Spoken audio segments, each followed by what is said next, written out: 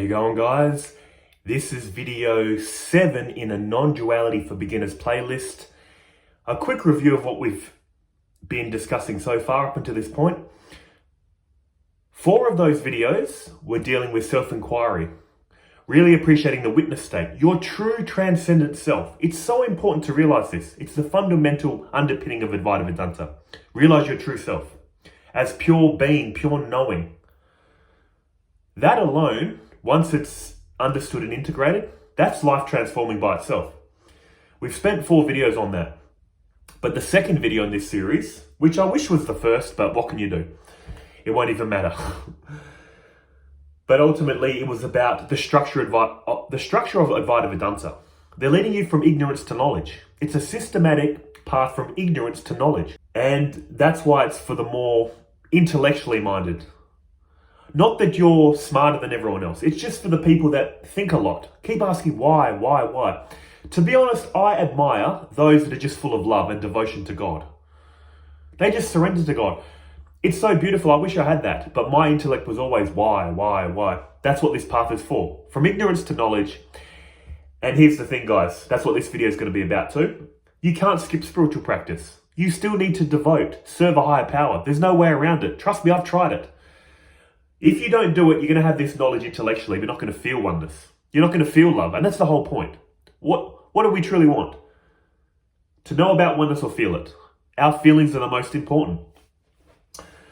But in any case, we've spoken about realizing the witness state, the structure of Advaita Vedanta. I also talked about reflected consciousness, because people get confused so much with that. The feeling of consciousness that belongs to this body is an object. The world's an object. The body, your thoughts, feelings, the feeling of consciousness, object to your true self. Really important to grasp. Also this ego, another common thing I found on this path. There's all these things about killing the ego, destroying the ego. You don't have to do anything. Just realize it's a part of this body-mind complex. No issue. It only causes us issues when we believe we are the ego, which we're born with. We're born in ignorance, as they say in Hinduism, born in original sin, as they say in Christianity. But we need to transcend this ego. Transcend it and include it. That's what we've talked about in the first 6 videos. Oh yes, also we've talked in the last video about making this a non-dual teaching. The first 5 videos were more creating an artificial separation. From dualism, thinking I'm this person, to a more enlightening type of dualism, which is I'm the witness of this world, body and mind. But this is still a dualism. We need to integrate the two, which is what we did in video 6. So if you watch those 6 videos, guys, and understand all the concepts and ideas, you may have to, and you will actually, you'll have to contemplate this knowledge for a long time, many months or years, until you see the structure, the framework of oneness. Intellectually get the structural framework of oneness. Once you've understood oneness intellectually, that is a big step, guys. But here's what we're going to talk about in this video. What about feeling oneness?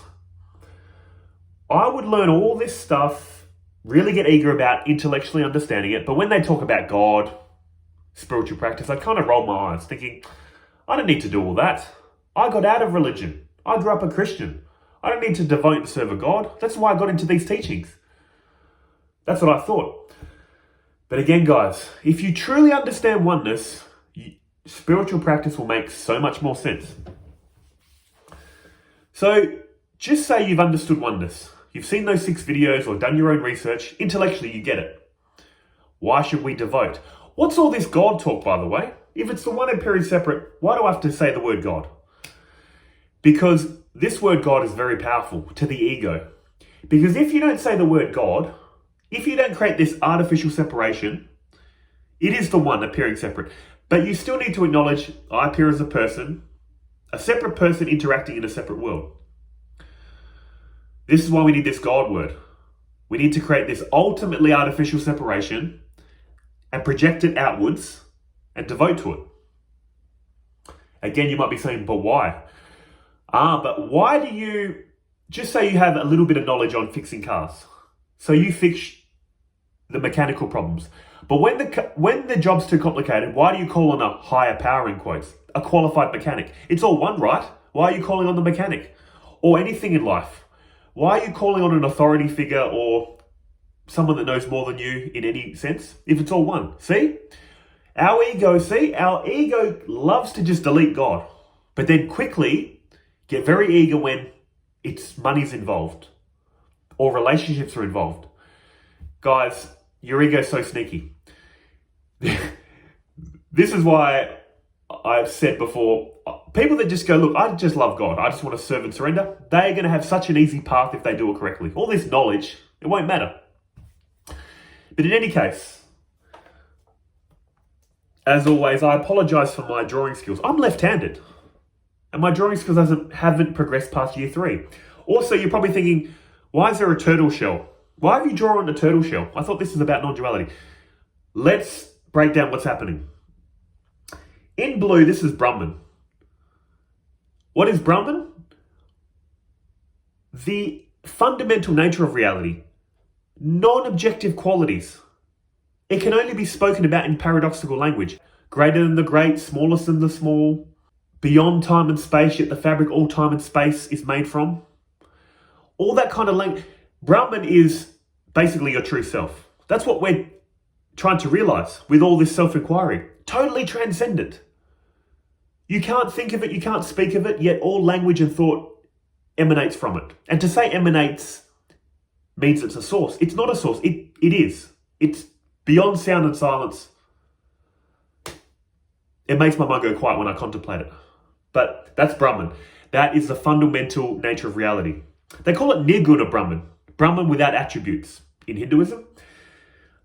But paradoxically, Brahman without attributes, it's got non-objective qualities which paradoxically causes an objective reality to appear. They call this Saguna Brahman, or God in religion. That's what this is, God. So from Brahman emerges God, in quotes. Think of it like the ocean is only ever been water, is water, will ever be water. It's only ever been water. But in that water, there's attributes. Waves, bubbles, whirlpools, that will be God. Water with attributes that we call ocean. Where do we fit into this and others? You're here, others are there. So again, picture Brahman like water, the ocean as God, with all these attributes, waves, ripples, whirlpools, bubbles, and you as a wave. See how it all beautifully ties in together? On the ultimate level, if you do self-inquiry, others do self-inquiry, even God does self-inquiry, we'll all realize we're Brahman. Our essence is Brahman. When we search for our true self, it's the true self of all. There was a Sufi mystic, Islamic Sufi mystic Rumi, who said, when I searched for God, I only found myself. When I searched for myself, I only found God. There was also the Christian monk, Meister Eckhart, that said, the fundamental nature of me and God is one. The fundamental nature, the ground of my being and God's being is one. Here, Brahman, you and God are one at your source. But that's where it ends. We must acknowledge, yes, our fundamental nature and God's fundamental nature is Brahman. But on the level of appearance, what's bigger, God or you? On the level of appearance, of course God. So ultimately, this is you, the person you feel you are, but in essence, you're all of this. So you can call you the small self, others and God the big self. Non-duality says it's all Brahman. You are Brahman, that's it. Now there's something called qualified non-dualism. They talk about Saguna Brahman, God with attributes, Brahman with attributes. They say God is the whole, we're just a part. Just like your body is one and undivided. Do you feel more like your little finger or your nose or your knee? I don't have a preference. I don't feel any more my knee than I do my finger or my nose than my ear. There is the one consciousness running through this whole body. I feel one and undivided as this person, but on the level of appearance, your thumb can clearly see it's not your nose or your knee or your ear. Separate names and forms, but are unified by the one consciousness, the one body. So in qualified non-dualism, that's how they view God. God is the whole, we are a part. And what should that part do? Serve, devote, love. Why? Because again, in ultimate truth, reality is one and undivided. It's Brahman. Level of appearance, you're small. You're a part. God is the whole. And this is where spiritual practice comes in, guys. I keep picking this up and putting it down. Why does this you that you think you are have this feeling in it? I want freedom. I want more. You know that feeling from the ego? It's never enough. Whatever you gain, you want more. You want freedom. You want happiness. You know why? Because you are all this. You're all this, in a sense, compressed into this. And this little self that you think you are is longing to be reunited with the whole. It's got peace, freedom, love, limitlessness in it. That's why it keeps seeking. What are you doing in this world with all this desire? You're ultimately desiring to be free of desire. Think about it. Here's your mind in a state of peace, happiness. I'm happy. Then a desire is formed. I want that sex, drugs, alcohol. Once you get it, I've got it. This gives you temporary happiness. You feel open again, don't you? But unfortunately, what else does it do? Reinforce the habit. Then you'll want it again. And again. Eventually, you'll adapt. You'll want more and more. And when you get to the point where you can't have more and more, it's going to be a desire that's unfulfilled. Then it's going to turn into bitterness, resentment, anger. I want it. I need it. You can't have it. Resentment. That's going to play on your mind. I never got that thing. Or I wanted it and I couldn't get it. Then the next desire forms. You may get it a few times. Again, you can't get it. See what I'm saying? Your whole life is this. Externally, you're like, I want the relationship. I want the car. I want the house. I want the job. I want blah, blah, blah. Externally, different things are triggering this. Internally, what are you doing? Desire, happiness after fulfilling desire. Desire, happiness. Internally, you're just doing this. Since you were a kid till now, the things that are desired and aren't being fulfilled, they float off into the bitterness and resentment pile that you're building up. Another one. That's why so many people, look at the face of a kid. Look how happy a kid is. Desire free, a young child. Haven't fulfilled any desires. They just want food. You know, a baby doesn't want much. They just want its mother. They're just like this. What about older people? Our face goes from this to this. Why is that? Why are we so angry, bitter, and resentful? We've fulfilled so many desires. I've mentioned this in other videos. Imagine piling up all the food, drugs, sex, alcohol in a big pile that you've had. A big mountain of it. All the pleasurable experiences. Why is your face still like this? Because who cares about everything you've achieved or experienced? One more. I just need one more sexual encounter. Drugs, alcohol. See, guys, it's not doing it for you. And this is why, look, if you come to these teachings of, yeah, it's all one, I get it. If you get very neo-advaita, there's no one here, there's nothing to do, everything's happening in boundless awareness. This is ultimately true, like we've discussed. But don't you want to feel oneness? Don't you want to feel happy? That's where spiritual practice comes in. That's where lowering desires come in. Because all this desire is operating from the feeling I'm separate. How it's not working. You've intellectually realized oneness. Yeah, it's all one. But you're still desiring. Why is that? Because your body has the momentum of separation. And that's like anything in life. We get intellectual knowledge first, but it takes time to filter down into the body. So the body is in alignment with oneness. And this is why spiritual practice is important. Let's discuss the 4 types of spirituality they talk about in Advaita Vedanta. The yoga of knowledge, the yoga of meditation, the yoga of devotion, the yoga of service. Now, yoga just means to unite. Unite an action with God. It's not about doing downward dog in tights or whatever. I've never done that type of yoga, by the way. It's very commercialized now, it seems. But yoga doesn't mean that. It just means uniting your actions or thoughts with God. Making your life spiritual 24/7. Internally. So, what are the 4 spiritual practices? We need to keep this knowledge on our mind. Constant daily reminders or contemplating this knowledge. We need to marinate the intellect in this knowledge. We need to keep it on our mind. That's why I make daily videos, by the way. This is my practice of keeping this knowledge on my mind and sharing it with you guys. Why is this? We've spent decades thinking we're separate in a separate world. We've been conditioned that way, or lifetimes if you believe in reincarnation. So we still need to keep marinating the intellect in this knowledge so it slowly trickles down into our being, into our feelings. The path of knowledge. Guys, you need to keep this up. Whether you're a Christian or anything, or Hindu, whatever, you need to constantly be listening to this stuff or reading it, absorbing your mind in it. The path of knowledge. Also, meditation. Why is meditation so beneficial? Blaise Pascal had a great quote. I love this guy. I've been reading him for the past few months. He said, all of humanity's problems comes from our inability to sit in a quiet room alone. Basically, we can't sit alone in silence. We're very irritable. We need to keep getting things done. Our mind is constantly distracted by thinking of the world and it's not focused. That's what meditation does. You know what, to be honest? The thoughts that crop up in my meditation when I do start thinking is just thoughts of God, of this kind of stuff. I don't think about the world anymore. My whole thought patterns are just God or this kind of teaching. So when I sit in silence, if I'm having a good meditation session, minimal thinking. And if I do think, godly thoughts. This is what you need to be doing. This world isn't here for happiness, guys. Seriously. How much have you done and you're not happy?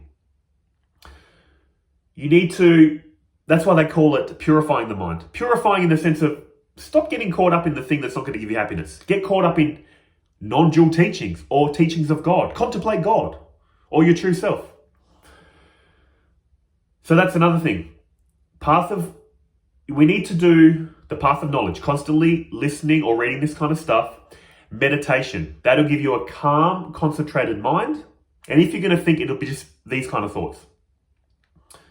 Also, meditation is the formal practice of mindfulness. Mindfulness is the informal practice of meditation. You're building the habit of keeping your attention in the moment. And it's going to give you so many benefits. Mindfulness was such a big thing 10 years ago. You would know the benefits of mindfulness.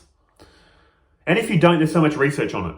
Keeping your attention anchored in the moment is going to do so much for your mental health. But how do you learn that? Sit down, take time out of the day to practice, focusing on the breath or the feeling of existence. Then when you go out into everyday life, this is what I found. My attention naturally is just in the body. By default now. When I need a practical thought, it goes into thinking. Can I do something about it? Yes. What can I do? Can I do something about it? No. Then why worry? Very practical thinking. I don't have much egoic thinking anymore because I don't believe in free will. But I'm not going to talk about free will in this video because that's a very big topic and gets very heated and debated. But basically, that's what it's going to do, meditation. Keep your attention anchored in the moment. It's not about just sitting in a quiet room and that's it. The benefits in there. This will make your mind calm and concentrated. And that's what we need for happiness, spiritual or not. So they're the first two. Also, I should mention, these 4 yogas can be kind of divided into 2, which is what I just mentioned, knowledge and meditation. And the second 2, devotion and service. So basically, if we were to divide this in 2, if you were just to do the last 2, which I'm going to mention, devotion and service, that's a path to inner peace right there. This is what people that serve God are doing, genuinely serving God. They don't care about all this knowledge and meditation. And in fact, they do prayer anyway. They sit and pray. Praying and meditation will have the same effect. And to be honest, guys, I've said this before. I wish I didn't think so much. I wish I just had love and devotion, which you need anyway on the path of knowledge. If you just had love and devotion, you're going to have so much peace and love in life. But in any case, the third type of yoga, what I just mentioned, devotion. Devotion to a higher power. Now, this took me so long. I was dragging my feet, not wanting to do it. But again, what does it mean for me? Devotion to a higher power. I call it devoting to the bigger self. If you realize you're all this, you must acknowledge I'm there. This is the bigger self. I call it the bigger self. So I devote to the bigger self. And that's where the fourth yoga comes in, service. They call it karma yoga. Karma means action. You're doing action, aren't you? So instead of thinking, I'm doing all this action for me and mine, egoic thinking, here's how I view it. God, before I was born, I was at peace. I didn't ask to be here, but you needed me here. This is your world. This is your people. This is your creation. I'm your creation. I'm just here out of love as an act of service to you. I didn't create the world. I didn't create the materials the world's made from. Everything's happening according to your will, ultimately. You've given me free will, but I'm freely giving it to you. You run the show. I'm just here as an act of service. That's how I view this, devoting to this reality. What this will do for you guys is offload all your thinking to God. Offload all this world to God. Because what is this world ultimately? What are we all trying to do? We desire the world. We're angry our desires aren't fulfilled. See? We're angry at the world. We desire the world. But when you have the mindset of, look, it's not even my world. These aren't my people. I'm just here to love, to serve. All these desires slowly go. Your default state is peace and happiness that are being clouded by desires. When you stop desiring the world, when you stop wanting the world to be as you want it, desires fade and you're going to be peaceful and happy. That's the whole goal, guys. Seriously. When you really look at this, it doesn't matter how you're doing this. The path of knowledge, path of devotion. What are we really wanting? To feel oneness. You are one with reality. You are one with God. But what is creating the separation? Egoic thinking. Desires. So that's all this spiritual practice is trying to do. Lower desires in you so you can realize your oneness with God or your true self. Don't worry about the wording. But here's the thing. The God wording is really powerful because if you say this reality is all me, I'm all this, ego quickly claims it and says, Simon's all this. That's why we need to create the separation and offload it to a higher power, which is you anyway. That's why, guys, I was so reluctant to get into spiritual practice. All this devotion, God talk. I could not picture myself talking about God again. When I got into these non-dual teachings, I thought, I'm done with God. I grew up with that. But non-duality gave me the why. I was told, be a good person, serve, love. I'm like, but why? Look how much fun these worldly people seem to be having. I want to be like that. So I tried it. Didn't make me happy. Because again, what are you doing? You're desiring the world. You fulfill one desire, two more pop up. You fulfill them, four pop up. You can only fulfill maybe two. And then there's two that turn into bitterness and resentment. And then another one pops up. Oh, it's so tiring to think about. Desire, anger, bitterness, resentment, desire. So tiring. That's why I said now I get what they were saying in Christianity. It's given me the reason why. To be loving, not desiring the world, because the less I do that, the more happiness I'm finding. And the more feeling of oneness I've found. You can call this oneness with the true self or with God. Like I said, pick your language. I like to use the God language. Because it really humbles this ego. It makes this ego devote to a greater self. And so guys, I'm going to slowly wind down this video now with just a quick review. The path of knowledge is to intellectually show you how this is the one appearing as many. This intellect needs to be convinced if you're a thinker or an overthinker such as myself. Once the intellect is totally convinced, it gives the green light to the feelings to go ahead, devote, be loving. That's what happened to me. I was very resistant to do all this spiritual stuff, loving, devotion. But my intellect was convinced many years ago, giving me the green light to go, okay, now devote, serve. Because I've understood the why now. And like I said, if you don't need all this intellectual knowledge, if you just have strong faith, I admire you so much. Because you're on the right track. You're going to find God by just surrendering, devoting, and loving. And like I mentioned before, don't think you can understand this intellectually and that's it. You need to be still doing the love, devotion, and service. But again, understanding it intellectually gives you the reason why. And then you're like, let's do it. And you won't regret it, guys. Seriously. If you're resistant in the beginning, what's all this God talk? What's all this service and love? That's just your ego. Our ego is like being born with a closed fist. That's all we ever know. And then when we seek happiness, when we desire something, our fist closes a little bit. And then when we get it, opens. Desire, open. Desire, open. That's all your mind's doing. Spiritual practice, slowly opening the fist. It's uncomfortable. That feels so much better. If this is separation, this is oneness. And once you're in that state of oneness, why would you want to be clenching it anymore? That's what spiritual practice is doing, guys. Trust me. You'll feel the benefits. Honestly. And it's not going to cost you anything. I'm not selling you anything, am I? I'm just telling you, try a little bit of love, devotion. Maybe praying to a higher power if things are going wrong in your life. You won't look back, seriously. And you'll realize, oh, no wonder everyone's doing this. The ones that genuinely seek God, no wonder. It's so beautiful. This is what life's about. Union with God. Ultimately, there is only God. You're reuniting. You're just the small self reuniting with the bigger self at the level of the heart. But obviously on the level of appearance, it still appears separate. But it just shows you how they say God is unconditional love. Love with no conditions. Love is the absence of separation. There is no true separation. There's just the appearance of it. And once you realize that, once you intuit that, life-changing, seriously. I'll leave it there, guys. This was video 7. I don't know. Maybe there'll be a video 8. I'll leave it open. I'm going to say this will be the final video in this playlist, but if I think of anything else, I'll make video 8. But thank you so much for watching, guys. I hope this playlist has helped. Take care, eh? See ya.